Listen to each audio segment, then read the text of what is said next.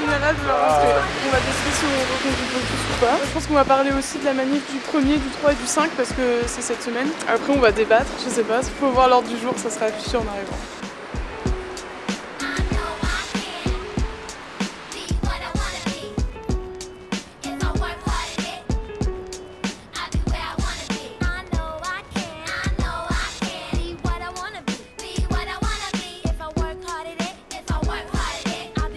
Sur les 10 dernières années, la population étudiante augmente de 20 à 40 000 personnes chaque année. La loi ORE n'apporte aucune réponse à ça et propose de couler sous une dalle de béton l'université telle qu'elle est sans développer ses capacités d'accueil, sans développer le recrutement enseignant et de demander aux étudiants et à leurs familles de renoncer. Selon le lycée où tu étais, tu auras plus ou moins de chances d'accéder aux grandes écoles. Or, quand tu viens d'un lycée de banlieue, tu as très peu de chances d'avoir une bonne fac, quoi. Du coup, on va se retrouver avec des facs qui vont servir de fac poubelle, entre guillemets, et Paris 8 est concerné. C'est une rupture d'égalité de traitement qu'on n'a jamais vue au niveau de l'université, en dehors des facs qui jusqu'à présent étaient déjà des facs sélectives. On passe d'un algorithme national à des algorithmes par établissement. Chaque établissement établit les critères qui vont en quelque sorte forger l'algorithme qui va être utilisé. C'est que c'est l'ultime étape de la mise en concurrence généralisée de tous les établissements universitaires. C'est-à-dire que ça va aboutir à une hiérarchisation, à un classement national des universités, de leurs diplômes, des enseignants. Et ça, à terme, ça veut dire que le service public de l'enseignement supérieur, le bien commun que constitue l'université française, est démantelé et pilonné. You can use a lot of help, you know. You're thinking life's all about smoking and ice. You don't want to be my age and can't read and write. Begging different women for a place to sleep at night. Smart boys turn them in and do whatever they wish. If you believe you can achieve, then say it like this. I know I can. On bloque un système qui est visible dans les médias. C'est-à-dire que notre moyen d'action est le moyen le plus efficace pour qu'on nous voit. C'est-à-dire que sans le blocage, on avait souvent des assemblées générales, on était 10, 20, grand maximum. Dès qu'on a fait le blocage, on a réussi à sensibiliser les gens, à leur expliquer ce que c'était la loi ORE, ou encore la loi Asile-Immigration. Et on parle de nous. Mauvais deuxième. Alors. Juste là, c'est la chambre. Ouais, attends, 2 secondes. Il y a des gens qui dorment, donc ça va être compliqué. Bah, en gros, ici, là, il y a un dortoir avec plein de matelas. Là, c'est un autre dortoir, pareil. Ça, c'est donc le dortoir mixte, tu le vois juste là. Qui est-ce qui a organisé ça, par exemple? Bah, c'est nous. Enfin, il n'y a pas d'hierarchie, il n'y a pas de chef, de truc. Nous, par exemple, on avait décidé d'ouvrir plusieurs portes. On a fait ça simplement parce qu'il nous fallait des salles, genre. Des salles pour dormir, des salles pour manger, des salles pour se poser, se reposer un peu. Donc là, toi, par exemple, ça fait combien de temps que tu dors ici? Ça fait 1 mois. Qui décide de... Ouais. Qui fait quoi? Est-ce qu'il y a un Et bah, alors, il y a un roulement qui se fait, mais ça met en place des espèces de commissions, des espèces de réunions dans lesquelles on décide qui va faire le ménage, qui va faire les tâches de la journée, etc. Parce que le nettoyage, il se fait régulièrement. Parce que malgré les tags qui sont considérés par beaucoup comme dégradation du matériel, on est quand même là à tout le temps cleaner toute la fac.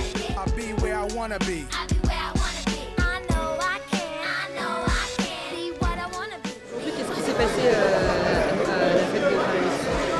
Alors c'est une des AG qui ponctue le mouvement de grève, d'occupation et de blocage. C'est le moment le plus important en fait de la mobilisation. Les étudiants sont invités à prendre la parole.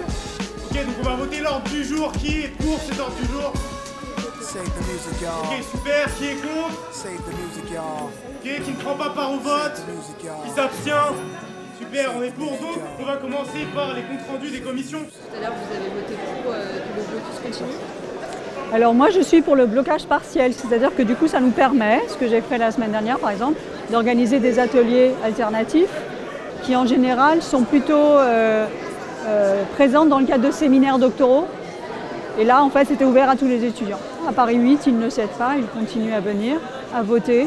Parce que Paris 8 a ceci de spécifique, c'est que d'abord c'est une université qui historiquement revendique une forme de radicalité. Et d'autre part, il se trouve qu'en ce moment, nous hébergeons des exilés qui, le 30 janvier dernier, sont venus s'installer à l'université de Paris 8 parce qu'ils n'avaient pas où loger. Théophile, toi ça fait longtemps que tu es là? Ouais, c'est 3 mois. Qu'est-ce que tu fais depuis 3 mois ici? En fait, en premier lieu, moi j'étais surtout au bâtiment A, c'est-à-dire là où il y a une occupation d'exilés. En gros, il y a des exilés qui sont là-bas pour s'organiser politiquement, pour obtenir des papiers et des logements. Moi, je suis plus quelqu'un qui n'était pas convaincu dès le début et qui, avec les discussions qu'il y a eu en AG, justement, j'étais de plus en plus investie dans le blocus et du coup, j'ai dormi 2-3 fois à la fac. Il y a plein d'activités, il y a des conférences, il y a des ateliers. Moi, je suis allée à un truc, c'était en gros les conséquences de la loi ORE sur les filles des quartiers, des milieux populaires. Et du coup, des ateliers comme ça permet d'amener encore plus de monde au blocus et que encore plus de gens se rendent compte que vraiment on a besoin de ces endroits politiques pour discuter et pour participer. Vraiment. Maintenant, on est super bien organisé. Ah, il y a des gens qui dorment ici. On va y aller, hein. Au deuxième étage, il y a la cuisine. D'ailleurs, la cuisine, ce qui est marrant, avant qu'on l'ait, en fait, on était un peu éparpillés tout le temps, il n'y avait pas vraiment de lieu de réunion, etc. À ce moment où on avait commencé à avoir la cuisine, c'était les moments où on a pu se réunir, du coup, plus ou moins informellement, pour manger ensemble et du coup discuter de plus en plus. Et ça a pu faire avancer les conflits en interne, des trucs comme ça. La cuisine autogérée, c'est-à-dire la cuisine de la fac, c'est là où on a tous nos ustensiles. Alors c'est pas ultra clean aujourd'hui parce qu'on vient de faire à manger, mais voilà. Donc là, c'est la nourriture qu'on a récupérée dans des marchés, ou qu'on a acheté, ou qu'on avait nous-mêmes sur nous. Là, c'est les ustensiles en règle générale, c'est là où on cuit les choses. C'est pas ultra clean maintenant parce qu'on vient de faire à manger. Je répète, mais voilà. Vous faites à manger pour combien de personnes en général? Ça dépend combien on est sur le cube, mais en général, on est combien en général sur le cube? Quarantaine, cinquantaine, quelque chose comme ça. Là, c'est un espace non mixte racisé, donc on va pas l'ouvrir parce que voilà. Donc ça concerne toutes les minorités de genre et toutes les personnes qui ne s'identifient pas en tant qu'hommes cisgenres blancs hétérosexuels. Voilà, c'est aussi clair que ça, et de l'autre côté, c'est la même chose, seulement que c'est les non racisés. On enlève ce terme de racisé, et que du coup, c'est tous les hommes hétérosexuels cisgenres qui n'ont pas le droit de rentrer. Histoire d'assurer une sécurité à tout le monde, parce que tout le monde ne se sentait pas en sécurité à la base, à la fac. Du coup, on a mis en place ça pour qu'elles puissent dormir sur leurs deux oreilles, parce que voilà. Et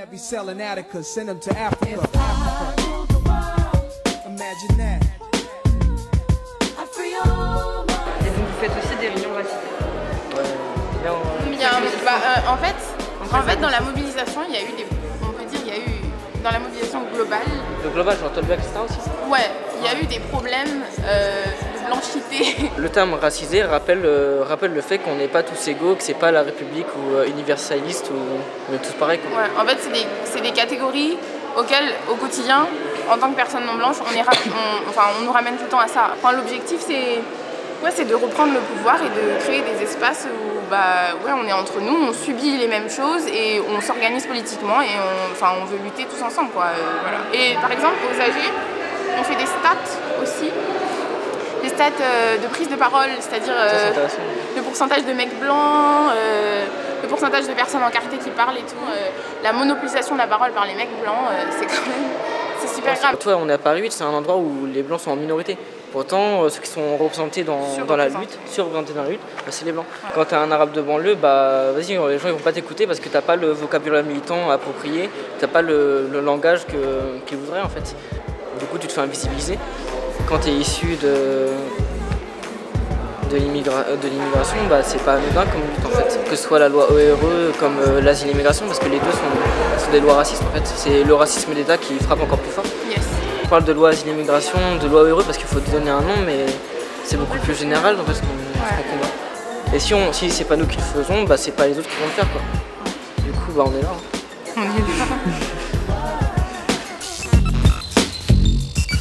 If I